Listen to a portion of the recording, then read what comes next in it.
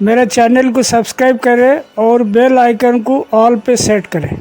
Hi everyone, welcome to my channel. हम आज workers का जो एब्सेंटिज्म के बारे में आज बात करेंगे। मतलब धागा लाइन में एब्सेंटिज्म बहुत बड़ा प्रॉब्लम है और ये प्रॉब्लम अभी से नहीं है, बहुत पहले से है। और देखिए एब्सेंटिज्म जो स्पिनिंग में अपन बोलते हैं, एवरेज लिया हुआ एक बार 19% एब्सेंटिज्म रहता है, टोटल 19% एब्सेंटिज्म रहता है। बहुत बढ़िया ग्रुप में हो तो, नहीं तो उससे ज़्यादा भी जाता है। तो ऑन एवरेज 19% तक का एब्सेंटिज्म रहता है कारीगर लोग का। और एब्सेंटिज्म अगर कोई कंट्रोल कर लिया 10-12% तक आ गया तो बहुत बढ़िया माना जाता है। पूरा एब्सेंटिज्म ख़त्म कहीं नहीं हो पाता, कहीं ना कहीं लड़के एब्सेंट मार देते और प्रोडक्टिविटी लॉस होता है, क्वालिटी ख़राब होता है। तो इसके लिए मैनेजमेंट बहुत सख्ती से ये करेगा, मतलब व्यवस्था करेगा, सारी चीज़ प्लान करेगा, तब जाके वो कंट्रोल होगा। सबसे पहले देखिए, अगर एब्सेंटिज्म रहा अपन को क्या क्या दिक्कत है, ऑब्जेक्टिव्स क्या क्या है। देखो ये ऑब्जेक्टिव्स क्या होता है। अगर एब्सेंटिज्म होगा तो अपन को प्रोडक्शन में बहुत लॉस होगा, क्वालिटी में सब होगा। और इसका ऑब्जेक्टिव देखो, एब्सेंटिज्म कंट्रोल करने से क्या होगा, utilize of on roll workers. समझ लो आपकी एक मिल है, 30,000 स्पिंडल है, आपके पास 600 वर्कर रहते हैं। तो 600 वर्कर जो होता है सब एक्टिव होना चाहिए, मतलब सब काम करने वाला होना चाहिए। कोई बिल्कुल जो महीने में 8-10 ड्यूटी करते, 15 ड्यूटी करते, ऐसे आदमी नहीं होना चाहिए।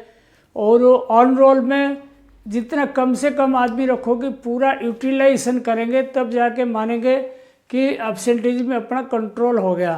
तो यूटिलाइजेशन होना चाहिए ऑन रोल में जितना आदमी है। Machine utilization will increase.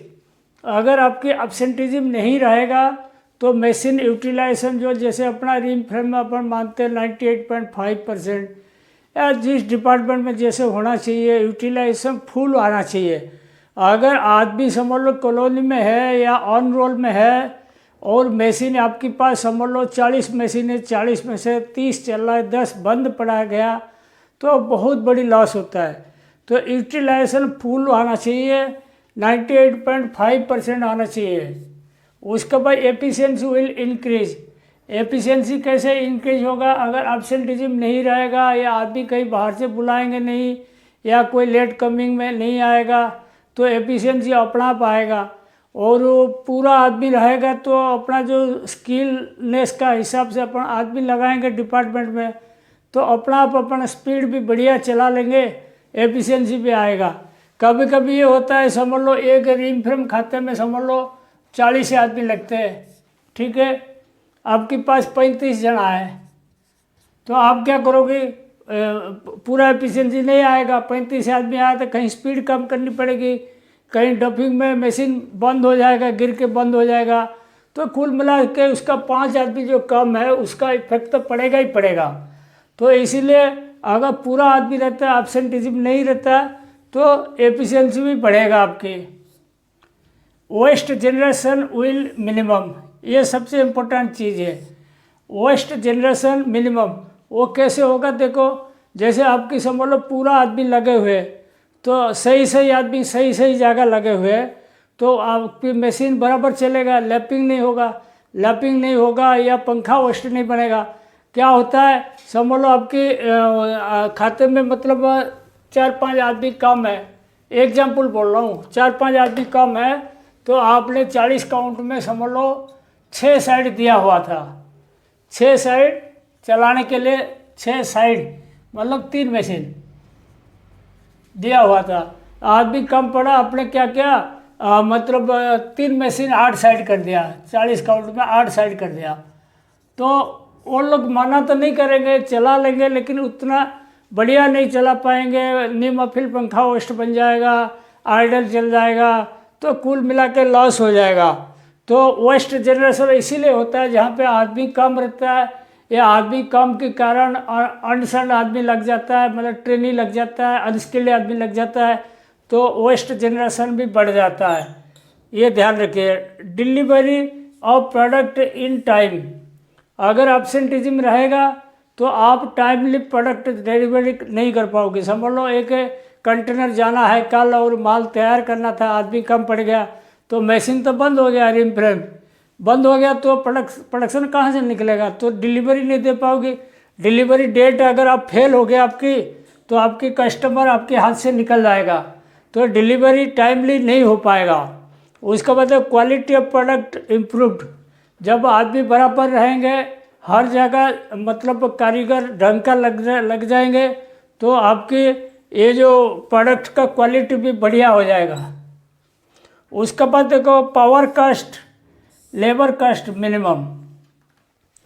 ये क्या होता है, समझ लो आपने मतलब रिम फ्रेम चालू कर दिया और आदमी कम है, तो मशीन लपट के चलेगा, तो आइडल चलेगा तो नेट प्रोडक्शन कम आएगा। नेट प्रोडक्शन कम आएगा तो उसमें पावर भी फूकेगा, पावर कास्ट भी बेकार जाएगा, और आदमी हो जाने के बाद में प्रोडक्शन अचीव नहीं हो पाएगा, तो आदमी का भी हाजिरी पूरा लग जाएगा। तो ऐसे केस में दोनों चीज़ मारा जाता है, पावर कास्ट भी बढ़ जाएगा और लेबर कास्ट भी बढ़ जाएगा। Minimum residential room required. अगर एब्सेंटिज्म कम रहेगा, समझ लो आपकी एक मिल में, मैं आपको समझा रहा हूँ, समझ लो एक मिल में 600 आदमी लगते हैं, 600 आदमी ऑन रोल में है, आपको समझ लो चाहिए 400 आदमी चाहिए, तो 400 आदमी चाहिए तो आपने 600 क्यों रखा, क्योंकि एब्सेंटिज्म जो 19-20% इसको कवर करने के लिए आपको 600 आदमी रखना पड़ा। तो 600 आदमी रखेंगे तो क्या होगा, उसी हिसाब से रूम भी आपको देना पड़ेगा, और रूम अगर 400 की जगह 600 आदमी हो गया, 15-20 रूम बढ़ गया, 15-20 रूम बढ़ गया, तो उसी हिसाब से अब रूम का खर्चा देनी पड़ेगी, बिजली बिल भरनी पड़ेगी, सब प्रकार व्यवस्था देनी पड़ेगी। तो कुल मिला के एब्सेंटिज्म कम रहेगा, तो कम से कम रूम चाहिए लेबर कॉलोनी में, ज़्यादा रूम की ज़रूरत नहीं है। उसके बाद देखो एब्सेंटिज्म कंट्रोल होने से क्या होगा, डिसिप्लिन में मेंटेन रहेगा। मिल में डिसिप्लिन में कारीगर लोग रहेंगे कि एब्सेंट नहीं मारेंगे, भाई दिक्कत हो जाएगा हमको, मतलब कोई पनिशमेंट देगा, ये करेगा, तो ध्यान रखना। और backstop shortage reduced. Backstop shortage कैसे हो गया, समझ लो आपकी रिम में पूरा आदमी है और ड्रिंक्स प्लेस में कम है, तो मटेरियल कम निकलेगा तो BSS हो जाएगा, पर रिम फ्रेम भी बंद हो जाएगा, रिम फ्रेम खाली चलने लगेगा, आइडल चलने लगेगा, तो बैकस्टॉप शॉर्टेज हो जाता है। पीछे का आदमी अगर कम रहता है, ये भी मेंटेन करना पड़ेगा जब आदमी बराबर रहेगा। क्रील ओपनिंग आइडल, ओवरऑल आइडल लो। अगर एब्सेंटिज्म कंट्रोल हो जाएगा तो आपकी जो बीच में जैसे रिम फ्रेम माल खुलता है टाइम पे चालू नहीं हो पाता, या रिम फ्रेम के अंदर बीच में आइडल भर जाता है, आइडल बहुत रहता है, मतलब बंद स्पिंडल बंद बहुत रहता है, जिसके कारण आपकी नेट प्रोडक्शन के ऊपर इफेक्ट पड़ेगा, नेट प्रोडक्शन कम आएगा। जो अपन बोलते हैं ना GPS, ग्राम्स पर स्पिंडल, वो घट जाएगा। उसके बाद देखो expansion related EPF and ESI लो। अगर आपकी एब्सेंटिज्म कम रहेगा, ये आपको मालूम होगा, EPF जो होता है प्रोविडेंट फंड होता है, एक साइड का कंपनी भरता है, एक साइड का जो कारीगर भरते हैं, तो जब अब कारीगर ज़्यादा रखोगे सबको EPF का भी बेनिफिट आपको देना पड़ेगा कंपनी को। तो कोशिश करें जो जो कम हाजिरी करते हैं आदमी, इसको हटा के जो सही आदमी रखे। ये 400 की जगह 600 बनने से ये सब दिक्कत जाएगा। तो ढंग से आदमी अपन जितना काम का आदमी उतना ही रखने का, फालतू आदमी भीड़ जमाने का कोई ज़रूरत नहीं है। और सबसे पहले देखिए एक्शन प्लान। एक चीज़ और बता दूँ, अपना कहीं पर भी मतलब कारीगर लोग का पैसा बढ़ता है, आप देखना अपना लाइन में कारीगर लोग का इतना जल्दी पैसा बढ़ाते नहीं। उसका एक ही मकसद है, समझ लो एग्जाम्पल आपको बताता हूँ, एक कारीगर को समझ लो 26 दिन में मिल जाता था, समझ लो 12,000 रुपया मिल जाता था। एग्जाम्पल आपको बोल रहा हूँ, तो 12,000 रुपया मिल जाता था। आपने समझ लो इनका पगार बढ़ा के कर दिया 26 दिन में 15,000, ठीक है, आपने 3,000 समझ लो महीना में बढ़ा दिया। वो कारीगर क्या सोचेगा, उसका एक माइंड सेटअप हो गया, मतलब 12,000 में उसका काम चल जाता है, तो क्या करेगा, ये 26 दिन को काम कर देगा, ये 23 हाजिरी भरेगा, 23 हाजिरी भर के 12,000 रुपया लेके खुश रहेगा। तो इसीलिए धागा लाइन में कभी पैसा नहीं बढ़ाते कारीगर का इतना आसानी से। बहुत मुश्किल में पड़ता है तब बढ़ाते हैं। तो इसका एक्शन प्लान देखिए, ये जो एब्सेंटिज्म का क्या क्या इफेक्ट बता दिया आपको, और उसका एक्शन प्लान कैसे अपन इसको कम करेंगे, उसका इसका मतलब इलाज क्या है वो आपको बता देता हूँ। देखिए सबसे पहले देखिए, note the name of absent workers, ये बहुत इंपॉर्टेंट चीज़ है। जैसे समझ लो आज हो गया 4 तारीख, आज जो जो एब्सेंट किए हैं A, B, C, ऐसे कौन सा डिपार्टमेंट का कौन कौन एब्सेंट किया, एक रजिस्टर में शिफ्ट इंचार्ज को बोल के नोट कराइएगा। और वो जो रजिस्टर नोट कराया जाएगा, जब कल वो आदमी आएंगे इनको पर्सनली एक एक करके बुला के पूछा जाएगा, भाई तुम कल क्यों नहीं आया था। वो कुछ कारण बोलेगा, वो कारण नोट करने का। समझ लो एक कारीगर बार बार एब्सेंट करता है, तो हमेशा तो कोई एक कारण नहीं बताया कि आज पेट दर्द कर रहा था या रिश्तेदार आ गया था, ये आ गया, कुछ ना कुछ बहाना करेगा। जब बार बार इसको पूछो कि बार बार पूछो कि बुला बुला के, वो उसका माइंड में चेंज आएगा, बोलेगा अरे कितना दिन झूठ बोलो, ऐसे तो मैं जानबूझकर एब्सेंट मार दिया था, आज ये बहाना क्या, कल वो बहाना क्या, वो बहाना बचा क्या। तो अपना आप को एडजस्टमेंट करेगा और इसको समझ में आएगा, अब एब्सेंट मारने से छोड़ेंगे नहीं ये लोग, तो सही हो जाएगा। उसके बाद देखो मोटिवेशन ऑन डेली बेसिस, जो एब्सेंट वर्कर है उनका मोटिवेशन होना जरूरी है। बुला बुला के ऑफिस में समझाना कि एब्सेंट नहीं मानना, इसको कोई दिक्कत है, परेशानी है, समझना। और कोई समझ लो एक कारीगर बोल रहा होगा कि मेरे को ये मशीन चलाना नहीं होता, मेरे मशीन ख़राब चलता है, तो उनका भी इलाज करके देना पड़ेगा आपको, मतलब वर्किंग सही करके देना पड़ेगा। किसी को क्या क्या दिक्कत है पूछ के इसको मोटिवेशन करने के बाद मालूम पड़ेगा क्या क्या प्रॉब्लम है इनके साथ। ये मोटिवेशन बहुत ज़रूरी है। उसके बाद take meeting related to fooding, ये भी खाने पीने की जो मामला है ना, बहुत दिक्कत है। समझ लो कोई नया वर्कर आया, 10-12 दिन से ड्यूटी कर रहा है, इसके पास पैसा नहीं है खाने पीने की, वो ड्यूटी कैसे करेगा, वो तो एब्सेंट मार देगा गुस्सा होकर। तो ऐसे चीज़ में इनसे बात करते रहोगे तो आपको मालूम पड़ेगा किसी का खाने की प्रॉब्लम है, इसको थोड़ा बहुत उसका अटेंडेंस से मतलब कुछ पैसा एडवांस के आकार में दे दीजिए, मंथ एंड में काट दीजिए, लेकिन खाने पीने का समस्या नहीं आना चाहिए। जिस मिल में कारीगर की खाने पीने की दिक्कत जाता है उस मिल में एब्सेंटिज्म कभी कंट्रोल नहीं होगा। तो खाने पीने की बात भी पूछते रहना चाहिए।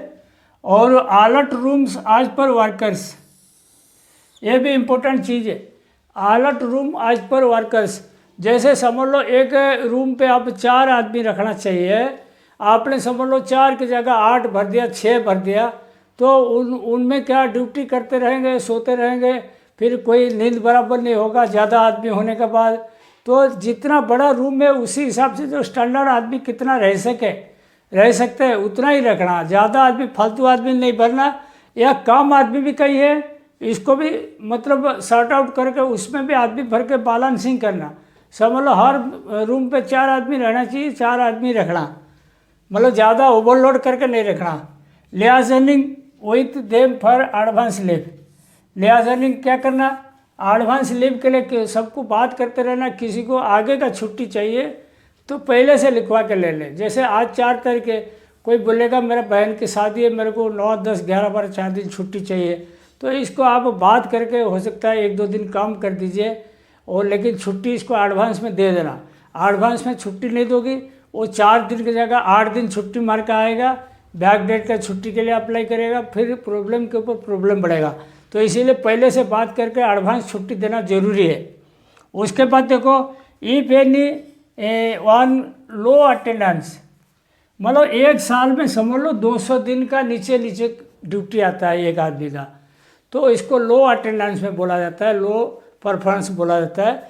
वो जो वर्कर है, समझ लो आपके पास मैं बोल रहा हूँ 400 वर्कर का है, ठीक है, 400 वर्कर से समझ लो आपके 20 वर्कर ऐसा है जो 170, 180, हाँ 150, 190 ऐसे ही अटेंडेंस करते पूरा साल में। तो ऐसे 20 आदमी जो है नाम एक लिस्ट बना देना, इसको अपन बोलते हैं हिट लिस्टेड वर्कर का लिस्ट बना देना। और वो लिस्ट जो बन जाएगा इसको नोटिस बोर्ड में चिपका दीजिएगा, ये आदमी इस साल का हिट लिस्टेड वर्कर है और इनका छुट्टी कभी शिफ्ट इंचार्ज या स्पिनिंग मास्टर, स्पिनिंग मैनेजर नहीं देना या जॉबर नहीं देना। तो ये जो लड़के जो 200 का नीचे वाला अटेंडेंस वाला, ये जब अब्सेंट मारेंगे हिट लिस्टेड वाला, उनका छुट्टी कौन देगा? वीपी या जीएम देगा। जो मिल का पूरा पूरा हेड है उसी के पास छुट्टी उसका सैंक्शन होगा, नीचे वाला कोई करेगा नहीं। जब हिट लिस्टेड आदमी इतना अब्सेंट मारता है, वो हर बार वीपी के पास जा खड़ा रहेगा या जीएम के पास खड़ा रहेगा कि साहब मेरा अब्सेंट हो गया, छुट्टी दे दो। वो साल में कितना बार जाएगा? तो खुद तंग होके सुधार हो जाएगा, नहीं तो छोड़ के भाग जाएगा। दोनों में से एक चीज़ होगा। अगर सुधार हो गया तो अच्छा बात है, छोड़ के भाग गया भी कोई दिक्कत नहीं, क्योंकि ऐसे आदमी रखने से आपके खाली मास्टर में आदमी का संख्या बढ़ेगा, कोई फ़ायदा नहीं। रूम का खर्चा जाएगा, बिजली पानी यूज होगा, मिल का ऊपर बर्डन है। ऐसे आदमी सुधर जाए नहीं तो हट जाए। हिट लिस्टेड वर्कर का ध्यान रखना थोड़ा। और ये वीपी और जीएम कोई भी छुट्टी देगा, शिफ्ट इंचार्ज, जॉबर, सुपरवाइजर कोई नहीं देंगे। Do not call worker from outside. Outside मतलब जैसे कॉलोनी में रहते हैं या बाहर रूम लेकर रहते हैं, शिफ्ट चेंज समझ लो हो गया, समझ लो आपकी 7 बजे शिफ्ट चेंज हो गया, एग्जाम्पल बोल रहा हूँ, 7 बजे शिफ्ट चेंज हो गया, आपकी रिम फिर में 10 आदमी कम हो गया, तो अपना क्या आदत है? गाड़ी लेके चलो, फलाना आदमी एब्सेंट मारा, इसको ले आओ, इसको ले आओ, ऐसे कर। ये कभी नहीं करना। अगर 10 आदमी कम पड़ा तो 10 आदमी के हिसाब से आप मशीन कम चला लो, लेकिन बुलाने नहीं जाना। बुलाने जाने से क्या होता है? इनका आदत पड़ जाएगा कि आज एक दिन बुलाने जाओगे 10 आदमी को, कल क्या बोलेंगे मालूम है? कल बोलेंगे अरे ये तो एब्सेंट मारे थे, इनको बुला के लिए, गाड़ी भेज के लिए, खाए को पैदल जाएंगे, वो गाड़ी बुला के ले लेंगे 10-15, फिर एब्सेंट मारेंगे। फिर वो ट्रेंड जो है ना बढ़ता रहेगा। तो ट्रेंड बढ़ता रहेगा, फिर मिल का ऊपर दिक्कत जाएगा, अरे इतना आदमी एब्सेंट मारते, प्रोडक्शन भी नहीं आएगा, क्वालिटी नहीं आएगा, आइडल चलेगा, सब प्रकार की बीमारी रहेगा। शुरू में जरूर दिक्कत जाएगा, थोड़ा बहुत मशीन वगैरह बन जा सकता है, लेकिन बाद में ये पूरा रेगुलराइज हो जाएगा। मतलब एब्सेंट वाला को बुलाने नहीं जाओगे तो बढ़िया काम हो जाएगा, फिर बाद में अपना पाने लगेगा, क्योंकि उनको ड्यूटी की पड़ी रहेगी ना, पैसा तो मिलेगा ना ड्यूटी करने से। If anyone coming late deduct money. कोई कारीगर समझ लो लेट आता, आधा घंटा 1 घंटा लेट आया, उनका नाम पे बाकायदा मेमो बना के दे दीजिए, उसका कितना पैसा क्या कटना है टाइम ऑफिस डिसाइड कर लेगा। कुछ ना कुछ पनिशमेंट होना चाहिए। समझ लो एक आदमी को 500 रुपया मिलता है 8 घंटे का, ठीक है, आधा घंटा लेट आया तो उसका कम से कम 20-30 रुपया कट जाना चाहिए। 20-30 रुपया कट जाएगा तो अब जाके वो मालूम पड़ेगा कि लेट आने से क्या होता है, और अगली बार वो अपनी सुधार करेगा। अच्छा, रिक्रूट ट्रेनी रेगुलरली, ये भी एक इम्पोर्टेंट चीज़ है। ट्रेनी लोग को बार बार भर्ती लेना पड़ेगा। ट्रेनी मतलब क्या होता है? जैसे खेत में अपन मतलब बीज डालते हैं ना, ऐसे ही मतलब स्पिनिंग इंडस्ट्री में बीज डालने का बराबर है। ट्रेनिंग अगर लोगे तो आहिस्ता आहिस्ता 1-2 महीने में वो ट्रेंड हो जाएगा, खाता संभालने के टाइम में काम आएगा। कोई 1-2 आदमी कम पड़ा तो ट्रेनिंग से भी काम चल जाएगा। कहीं कहीं अनस्किल्ड काम रहता है, वो ट्रेनिंग लोग कर लेंगे। तो ट्रेनिंग वाला जो भर्ती करने का प्रोसेस कभी नहीं रोकना, चाहे कम रहे लेकिन ट्रेनिंग भरते रहना, तब जाके आपकी होली दिवाली आराम से कट जाएगा। नहीं तो त्यौहार के टाइम आपकी लेबर शॉर्ट होगा, बहुत एब्सेंटिज्म होता है। ये ट्रेनिंग भर्ती करना जरूरी है। Do not engage whole family in one department. ये देखो, ये भी एक इम्पोर्टेंट चीज़ है। अगर एक परिवार का समझ लो आपकी 5 आदमी आए, कोई बाप है, माँ है, भाई बहन, ऐसे ही 5 आदमी है, तो इनको एक ही खाते में नहीं डालना, एक ही डिपार्टमेंट नहीं डालना। एक ही डिपार्टमेंट में डालोगे क्या होगा? कोई शादी ब्याह, कोई त्यौहार हुआ तो सारे के साथ एक ही डिपार्टमेंट का घर चले जाएंगे, तो आपकी अचानक आदमी कम पड़ जाएगा। तो ऐसे केस में समझ लो एक फैमिली का 5 जना है, किसी को कार्डिंग में दे दीजिए, किसी को ड्राइंग में, किसी को सिंपलेस में, रिंग फ्रेम, ऑटो, ऐसे करके बंटवारा करके दे दीजिए। एक ही जगह कभी नहीं देना, एक ही खाते में नहीं देना, एक ही डिपार्टमेंट में। ड्यूरिंग रिक्रूटमेंट सी फैमिली बैकग्राउंड। फैमिली बैकग्राउंड क्या क्यों देखते हैं? जैसे कोई आदमी भर्ती लेते हैं ना, इसको पूछते हैं तेरा बाप क्या कर रहा है, तेरा माँ क्या कर रहा है, तेरा भाई कितना है, बहन कितना है। समझ लो फैमिली बैकग्राउंड में कोई रोजगार वाला आदमी है, समझ लो एक लड़का इंटरव्यू देना आया, उसका फैमिली में बाप काम करता है, माँ काम करता है, भाई करता है, तो ऐसे आदमी को आप अगर ले लोगे, वो क्या होगा? वो एब्सेंटेज उसका आएगा ही आएगा, क्योंकि घर पे कमाने वाला है। ऐसे आदमी सिलेक्ट करो जिसका घर पे कोई कमाने वाला नहीं होगा, उसी का ऊपर फैमिली डिपेंड करता होगा। तो ऐसे आदमी लेने से आपकी वो रेगुलर ड्यूटी करेगा, वफादार रहेगा, एब्सेंटिज्म कम रहेगा। फिर फैमिली बैकग्राउंड इसीलिए पूछा जाता है, कितना कमाने वाला है, क्या है, कितना भाई बहन है, क्या है, सारी चीज़ पूछा जाता है।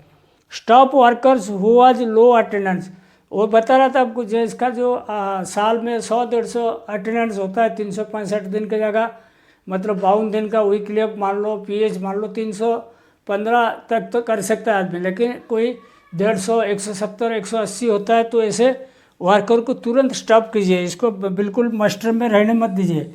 वो रहने से कंपनी का ऊपर बर्डन रहता है। Below 20 days attendance delay payment, जिस आदमी का 20 दिन से कम अटेंडेंस है, उस आदमी का पेमेंट समझ लो आपकी 10 तारीख पेमेंट होता है, एग्जाम्पल बोल रहा हूँ, 10th में पेमेंट होता है। मतलब अभी जैसे जनवरी है, जनवरी का जो अटेंडेंस का पैसा फरवरी 10 तारीख पेमेंट होता है। जिस आदमी का 20 दिन से कम हाजिरी है, इसको 10 तारीख पेमेंट नहीं देना, इसका अनपेड में डाल देना। इसको बोला तेरा 20 में मिलेगा, 25 में मिलेगा। तो इसमें थोड़ा वो सीख जाएंगे, सबक सीख जाएंगे, भाई हम एब्सेंट किए थे इसीलिए अपना टाइमली पेमेंट आए नहीं। बिलो 240 डेज नो बोनस, ये भी डिक्लेयर कर दीजिए, किसी का 20 दिन से कम है तो बोनस नहीं देना। 240 दिन से कम रहेगा, मतलब महीने में 20 दिन, साल में 240 से कम रहेगा, इसको बोनस वगैरह नहीं देना। और जो 26 दिन से ऊपर या 26 दिन करता है, इसको अटेंडेंस बोनस दे दीजिए। अगर 26 दिन और 26 दिन से ऊपर करता है तो इसको फुल 30 या 31 दिन का पेमेंट पूरा दे देना। और ये सिस्टम आप अगर अपना लोगे, मैं आपको एश्योर करता हूँ आपकी कंपनी में एब्सेंटेजिज्म बिल्कुल कम हो जाएगा। ठीक है, आज का वीडियो इतना मैं समाप्त करता हूँ। Thank you.